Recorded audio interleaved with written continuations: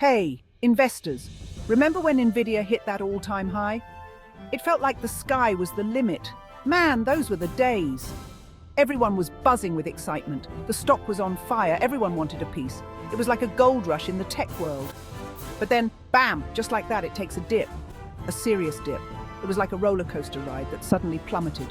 Now, I know what you're thinking. Is this the beginning of the end? Is Nvidia's golden era over? Are we looking at another Cisco or Intel from the dot-com bubble bursting? Remember how those giants fell? Look, I get it. The market can be a scary place, especially when you see those big swings. It's enough to make anyone nervous. But before you hit the panic button, let's take a deep breath and break this down, all right? We need to look at the bigger picture. We need to understand what happened back then with Cisco and Intel. They were the titans of their time. These were the darlings of the tech world, riding high on the internet wave. Everyone was betting on their success. Everyone thought they'd be on top forever. It seemed like nothing could bring them down. But then the bubble burst and those stocks came crashing down, hard. It was a wake-up call for many. So is Nvidia headed for the same fate? Are we seeing history repeat itself? Are they going to go the way of the dinosaurs, just like those tech giants of the past? Or is there hope for a comeback? That's what we're going to figure out right here, right now. Stay with me. Let's dive deep and uncover the truth behind Nvidia's rise and fall. All right, so let's rewind the clock back to the dot-com boom, a time when the internet was just starting to reshape the world. Cisco, they were the undisputed kings of networking equipment, the backbone of the internet. The internet was exploding, and everyone, from small businesses to large corporations, needed their routers and switches to stay connected. Their stock, it was through the roof, reaching unprecedented heights. It was like printing money. Then there was Intel, another titan of the tech world. Intel was the brains behind the computer revolution, powering the digital age. Their processors were in every machine, from personal computers to servers, and the demand was insatiable. They were a giant, and their stock reflected that, climbing higher and higher. People were throwing money at them hand over fist, eager to get a piece of the action. But here's the thing, a lot of these valuations were built on hype. Pure and simple, driven by sky-high expectations.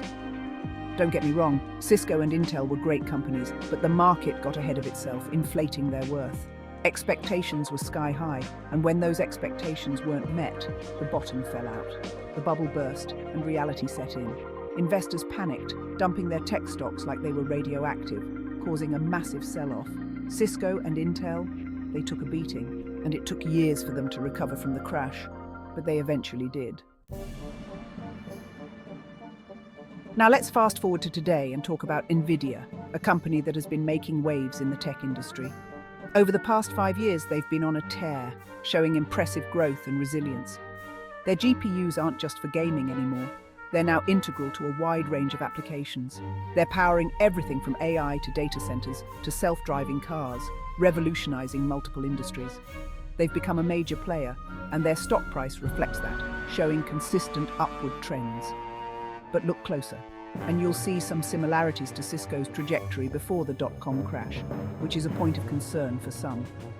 Both companies experienced meteoric rises, driven by technological advancements that seemed poised to change the world, capturing the imagination of many. Both became Wall Street darlings, attracting investors eager to be part of the next big thing, hoping for substantial returns. However, and this is a big however, there are some key differences here that set Nvidia apart. Nvidia's business model is more diversified than Cisco's was back then, which is a significant advantage. They're not just reliant on one product or one market. Their portfolio is broad and varied.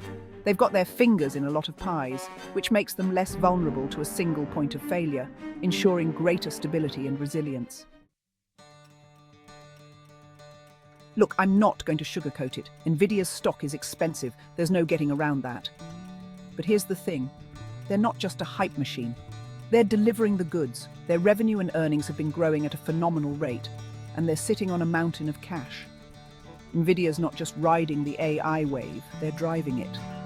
They're the picks and shovels in the AI gold rush, and that's a good place to be. They're investing heavily in research and development, constantly innovating and pushing the boundaries of what's possible. And let's not forget, the world is becoming more and more data-driven. AI is only going to become more ubiquitous, and that plays right into Nvidia's hands. They're in the sweet spot, and they're well positioned for continued growth.